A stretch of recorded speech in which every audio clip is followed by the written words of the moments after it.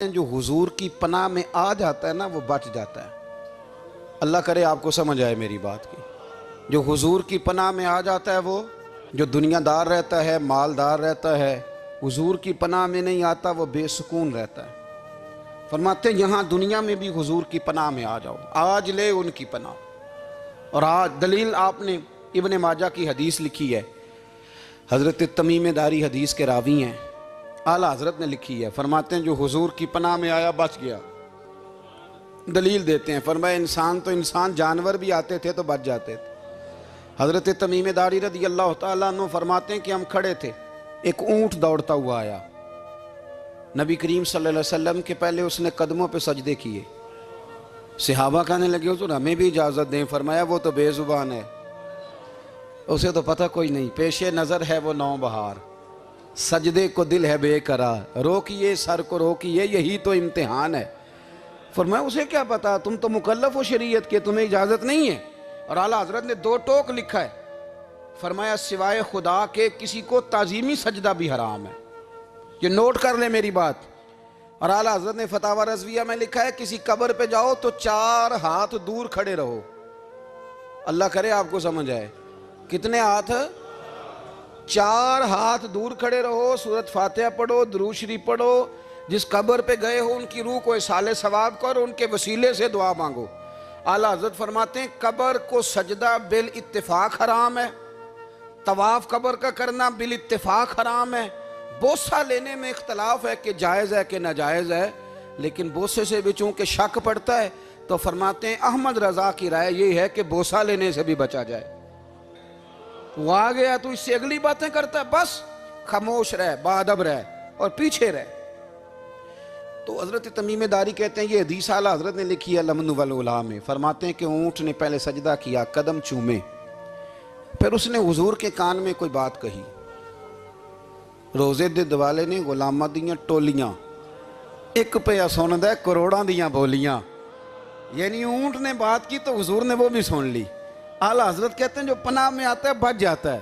कहते हैं रसूल करीम ने ना ऊंट की पुश्त पे हाथ फेरा और अल्लाह के महबूब फरमाने लगे फिक्र न कर, अब तू आ गया है ना तो जैसे तू कहेगा वैसे ही हो जाएगा, जैसे तू कहेगा वैसे ही। इब्ने माजा में मौजूद है, पर मैं चूंकि फाज़िल बरेलवी रहमतुल्लाह अलैह की किताब से पेश कर रहा हूँ अल अम्न वल उला से, तो मैं उसी अंदाज में पेश कर रहा हूँ जिस अंदाज में वहाँ है।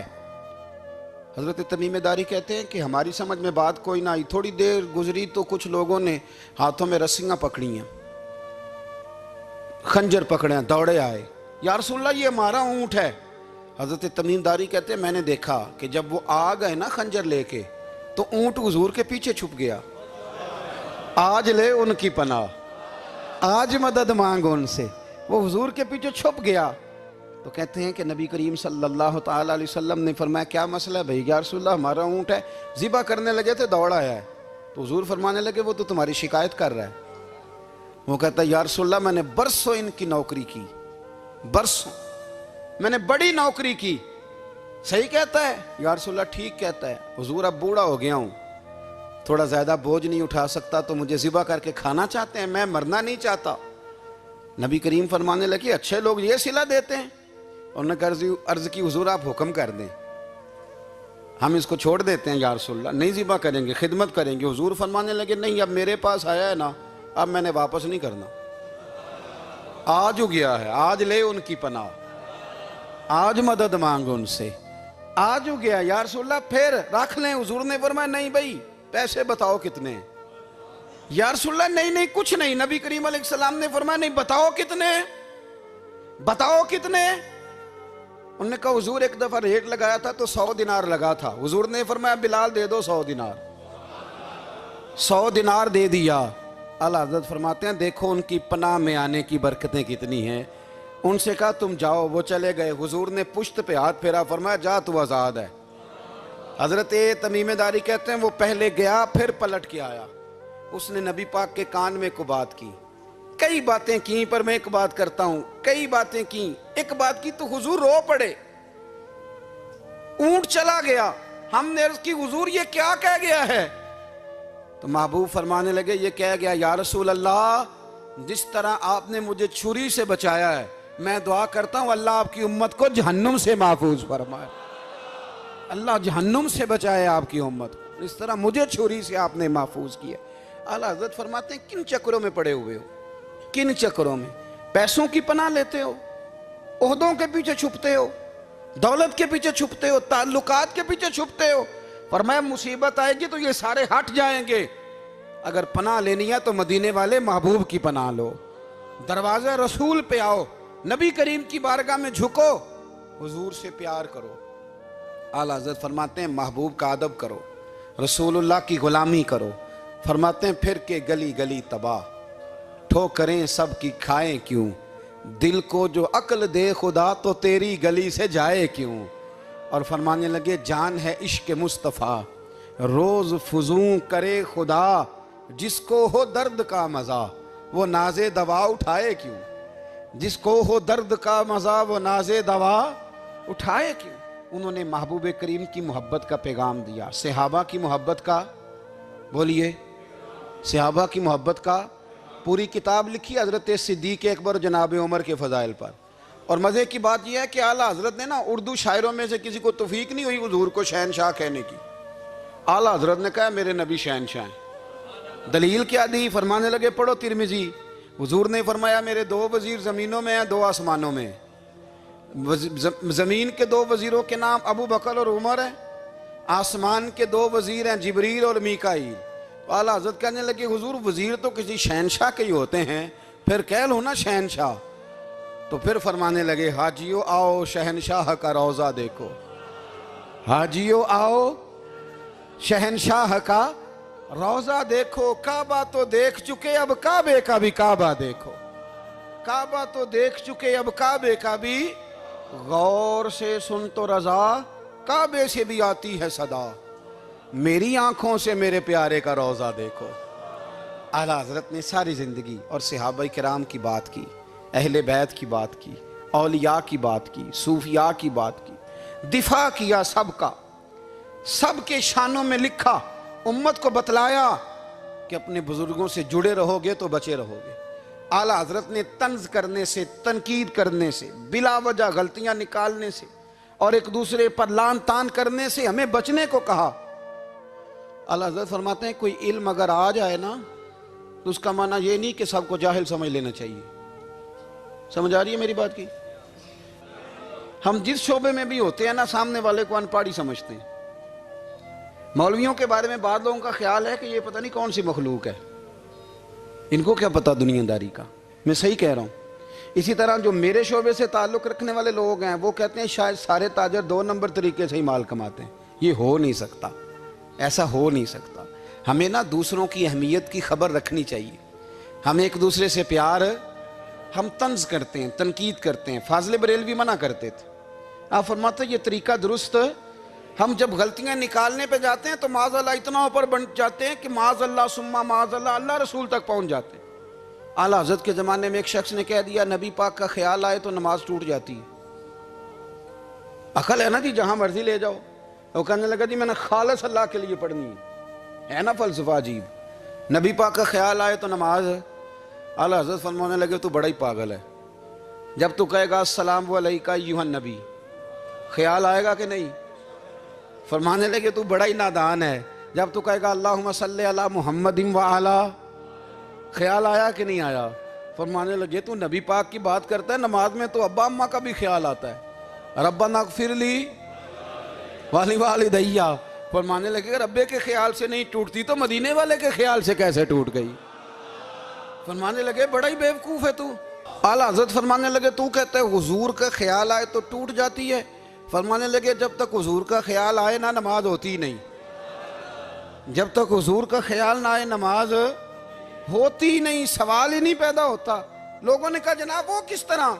तो आला हज़रत फरमाने लगे अल्लाह ने कहा कुरान में वाकई मुसलात नमाज पढ़ो, ये नहीं बताया कितनी पढ़नी है, और ये भी नहीं बताया फजर की कितनी पढ़नी है, ये भी नहीं बताया जोहर की, ये भी नहीं बताया क़याम कैसे करना है, हमें ये भी नहीं बताया रुकू कैसे करना है। हमें पता कैसे पता चला? जब सहाबा ने कहा ना रब कहता है नमाज पढ़े तो कैसे पढ़ें, तो हुजूर फरमाने लगे सल्लू कमा रअयतुमूनी उसल्ली, नमाज उस तरह पढ़ो करो जिस तरह मुझे पढ़ते हुए देखते हो।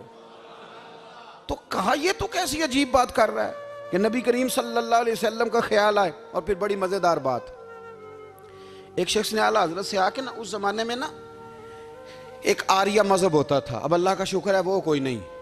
अब वैसे जो बड़े नए नए मज़हब निकल आए हैं, जो आदमी जितना पढ़ जाता है माज़अल्लाह वो एक नई बात ही शुरू कर देता है, और जो अनोखी बात करे उसके पीछे रश भी ज़्यादा हो जाता है।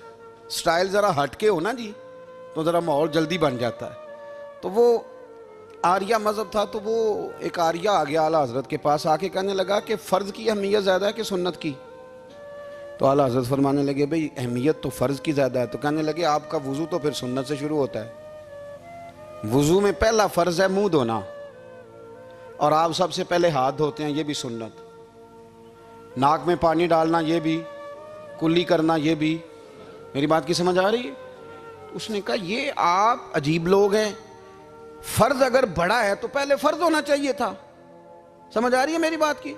लोग दीन पर बड़े बड़े मुख्तलिफ एतराज़ात करते हैं ना, उसने कहा जी पहले होना चाहिए था फ़र्ज़। तो मुंह धोना फ़र्ज़ है, आपने घुटनों तक हाथ धोए, अब ये जो आपने हाथ धो ये भी सुन्नत, कुल्ली करी तो वो भी सुन्नत, नाक में पानी डाला तो वो भी सुन्नत, तो आप तो चौथे नंबर पे फ़र्ज़ अदा कर रहे। तो आला हज़रत फरमाने लगे तुम असल में महबूब का ग़ुलाम नहीं ना। हाँ तुझे क्या पता हो ये बात क्या है, तू बैठ जा हमसे सुन, हम तुझे बताते हैं। उसने कहा जी क्या मतलब? फरमाने लगे ये महबूब जो है ना हमारे, ये हमें बड़ी जगहों से बचाते हैं, ये बचा बचा के फ़राइज़ तक ले जाते हैं। क्या क्या मतलब? कहने लगे हुजूर ने हमें कहा है कि पहले ना हाथ धो लो, पता चल जाए पानी ज़्यादा गर्म तो नहीं, मुंह जाली ना जाए, पहले ना देख लो। फरमाया फिर नाक में डाल के पता करा लो कि इसमें से बदबू तो नहीं आती, सुन्नत भी अदा हो गई, पता भी चल गया बू तो नहीं आ रही। और फरमाया फिर मुंह में डाल के चख लो कि बद जायका तो नहीं। अब ये 3 सुन्नतें अदा करके तुम फ़र्ज़ अदा करोगे तो अल्लाह भी राज़ी होगा, अल्लाह के रसूल भी राज़ी होंगे। और रज़विया में इस मज़मून को बयान करते तिरमिज़ी शरीफ की वो हदीस नकल करते हैं।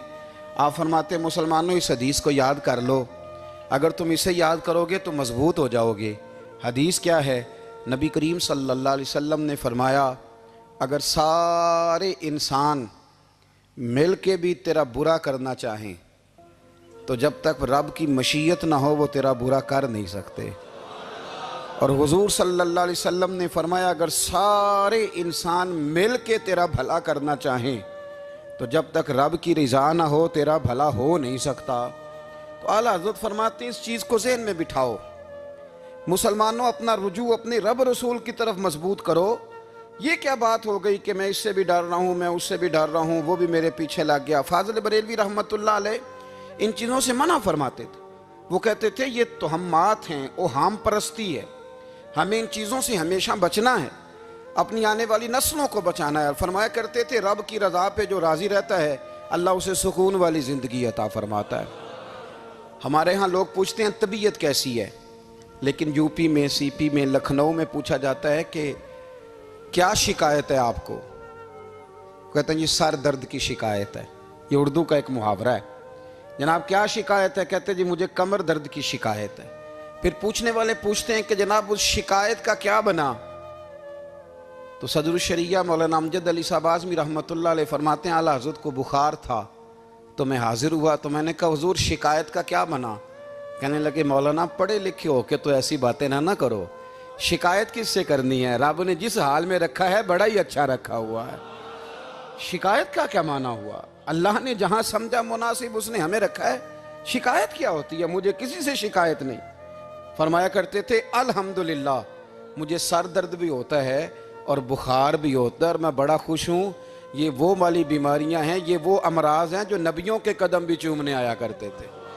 मैं खुशबख्त हूँ कि वो अमराज जो अम्बिया के पास आते थे, सर दर्द और बुखार, वो मुझे लगते हैं। अपनी ज़िंदगी को रज़ा वाली ज़िंदगी बनाया।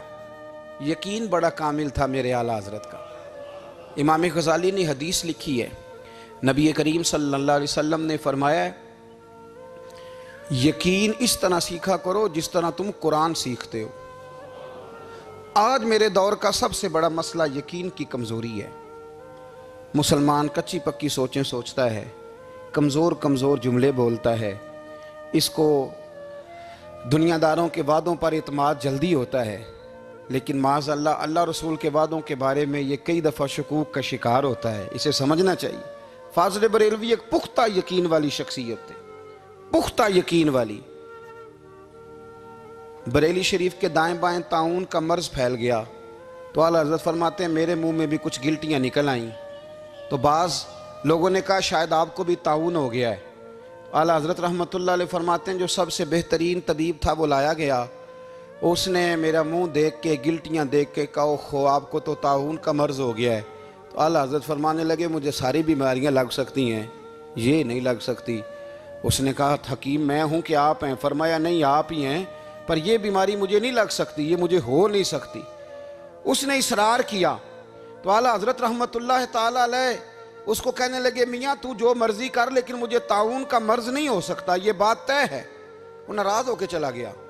अब ताउन की जो गिल्टियाँ होती थी ना वो बड़े बड़े महीनों नहीं जाती थी, तकलीफ़ रहती थी। आला हज़रत कहते मैंने उसी रात ना थोड़ी सी काली मिर्चों का सफ़ूफ बनाया और मिसवाक में रख के जब मुंह के अंदर छिड़का तो थोड़ा सा खून निकला और मेरा मुंह बिल्कुल ठीक हो गया। सवेरे मैंने कहा बुलाओ ना अपने हकीम को जो कहता था ताउन हो गया है। तो लोग कहने लगे हुजूर आपको वैसे कैसे पता था ताउन नहीं है? फरमाने लगे पता इस तरह था कि अल्लाह के रसूल सल्लल्लाहु अलैहि वसल्लम ने एक दुआ इरशाद फरमाई है। फरमाया किसी मरीज़ को देख के पढ़ लो अल्हम्दुलिल्लाहिल्लज़ी मिम्मब्तलाका बिही वफ़द्दलनी अला कसीरिम मिम्मन खलका तफ़दीला। हुजूर ने फरमाया किसी बीमार को देख के, मुसीबत वाले को देख के ये दुआ पढ़ो, तुम उस मुसीबत में शिकार नहीं होंगे। फरमाने लगे मैंने ताउन के मरीज़ को देख के दुआ पढ़ ली थी। तारे टूट सकते हैं, चांद गिर सकता है, सूरज अपनी जगह छोड़ सकता है, पर मदीने वाले महबूब की बात गलत नहीं हो सकती। ये मेरा यकीन कामिल है। साढ़े नबी दी जुबान साढ़े वास्ते कुरान, ये बात गलत हो सकती? मजबूत यकीन फाज़िल बरेलवी का, मजबूत नजरियात। आला हज़रत रहमतुल्लाह ताला अलैह से किसी ने कहा आप किस तरह के मोमिन हैं, किस तरह के मोमिन हैं? तो आला हज़रत फरमाने लगे मेरा दिल चीरो, उसको खोलो, एक तरफ ला इलाहा इल्लल्लाह लिखा होगा, दूसरी जानब मुहम्मदुर रसूलुल्लाह लिखा होगा। खोल के देख लो। एक तो यकीन की। फिर दूसरी बात, खुश्क लोगों को जिंदगी गुजारने का मजा कोई नहीं आता। जिंदगी गुजारने का मजा उसे ही आता है जिसे किसी से प्यार हो जाता है। बाकी ना देखे ना, एक बंदा जबरन एक शख्स बच्चे पालता है, वो कहता है ये मेरे लिए क्या मुसीबत है 5 बच्चे, और एक शख्स को बच्चों से प्यार हो जाता है। वो जवान भी है, खूबसूरत भी है, पर ईद पे कपड़े नहीं खरीदता। बीवी से कहता मैं पुरानी पहन लूँगा, पर बच्चों को नहीं ले दे। और भाई तेरी ख्वाहिशें मर गई हैं, तेरी खूबसूरतियों की तरफ जाने की आरज़ुएं ख़त्म हो गई। तो कहने लगा सारा कुछ है पर बच्चों से प्यार जो हो गया। आला हज़रत रहमतुल्लाह अलैह बहुत बड़े फ़लसफ़ी थे, मंतकी थे, बहुत बड़े साइंसदान थे। यहाँ बड़ा संजीदा इज्तिमा है, मैं बड़ी ख़ास बात करने लगा हूँ। सारे साइंसदान कहते हैं ज़मीन घूमती है। आला हज़रत ने इतनी मोटी किताब लिखी है ज़मीन साकन है। फरमाते थे हम जैसे मर्जी साइंसदान कहेंगे आपने दलाइल दिए हैं। आप फरमाते हैं जब नबी करीम अलैहिस्सलाम की हदीस मुस्लिम शरीफ में मौजूद है कि जब अल्लाह ने ज़मीन को पैदा किया ज़मीन कांपने लगी तो अल्लाह ने पहाड़ों को मीखें बना के, किले बना के अंदर लगा दिया तो ज़मीन ठहर गई। फरमाने लगे जब मुस्तफ़ा करीम ने कह दिया ठहर गई है तो सारे साइंसदान भी कहें तो हम मानने को तैयार नहीं कि घूमती है। उन्होंने दलाइल दिए। वो हमें ना रोज़ कह देता है डॉक्टर आपकी तबीयत ख़राब है, खांसी है, घर में किसी और को तो नहीं? हाँ जी है जी। वो कहते उसी की वजह से हो गई है। ओ खुदा के बंदे, नबी करीम अलैहिस्सलाम ने फरमाया बीमारी मुताद्दी नहीं होती, एक से दूसरे को नहीं लगती। और बड़े सादे अंदाज में मुस्लिम की हदीस है, एक सहाबी ने कहा या रसूलल्लाह मेरे ऊँट को उस ऊँट से खारिश पड़ गई है। तो अल्लाह के रसूल फरमाने लगे तेरे ऊँट को तो उससे पड़ी तो उसको कहाँ से पड़ी थी? कहने लगा जी वो तो कुदरती मामला है। तो हुजूर फरमाने लगे ये भी कुदरती मामला है। अब हमें जो मर्जी, आला हज़रत के ज़माने में लोगों ने कहा कशिश सकल है, ज़मीन अपनी तरफ चीज़ों को खींचती है। दलील क्या है? वो कहने लगे जी सेब गिरता है तो ज़मीन पे, आम गिरता है दरख्त से तो ज़मीन पे, अमरूद गिरता है तो, अनार गिरता है तो ज़मीन में कशिश है, खींच लेती है। आला हज़रत फरमाने लगे शाबाश, साइंसदान जो कहेंगे हम मानेंगे। फरमाने लगे ज़मीन ने आधा किलो का सेब खींच लिया है, 1.5 पाव का अनार खींच लिया है, पर हमने गुब्बारे में 1.5 छटांग हवा भर दिया, वो तो ज़मीन से खींचा नहीं गया। ये किस किस्म की कश्श शकल है? ये अभी 2 साल पहले डॉक्टर अब्दुल कदीर खान का मजमून छपा था रोज़नामा जंग में। वो कहता है मुझे वो मौलवी चाहिए था जिसके पास कुरान हदीस भी हो और साइंस के उलूम भी हों। कहता मैंने ज़माने के दरवाजे खटखटाए, फिर मैं पहुंचा बरेली के इमाम के पास, और कहता है वहाँ जाके ना मैं ठहर गया हूँ, इसलिए कि मुझे कुरान और सुन्नत का नूर भी मिला है और मुझे साइंस के रमूज भी मिले हैं। ये वाहिद शख्स है, ये वाहिद शख्स है जो दीन को साइंस का पाबंद नहीं करता, बल्कि साइंस को मदीने वाले का गुलाम बनाता है, मदीने वाले का गुलाम बनाते। तो आला हज़रत फरमाने लगे अजीब फ़लसफ़ा है ना जी। आम खींच लिया उसने, सेब खींच लिया, अमरूद खींच लिया, पर उससे 1.5 छटांग वाला गुब्बारा। तो लोगों ने कहा हुज़ूर फिर मसला क्या है? आप फरमाने लगे मसला ये है कि हर चीज़ अपनी असल की तरफ लौट जाती है। हर चीज़ अपनी, सेब अमरूद अनार ज़मीन से पैदा होते हैं तो ज़मीन पे गिरते हैं। हवा की असल ऊपर है, इसलिए जब गुब्बारे में हवा भरेंगे तो हवा उसको ऊपर ले जाएगी।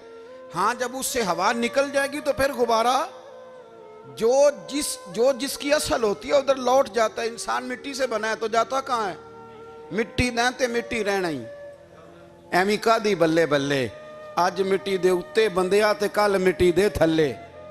तो आला हज़रत रहमतुल्लाह ताला अलैह ने ना अपने सारे उलूम को नबी पाक का गुलाम बना दिया। आप फरमाया करते थे आज ले उनकी पनाह, आज मदद मांग उनसे, कल न मानेंगे कयामत में अगर मान गया।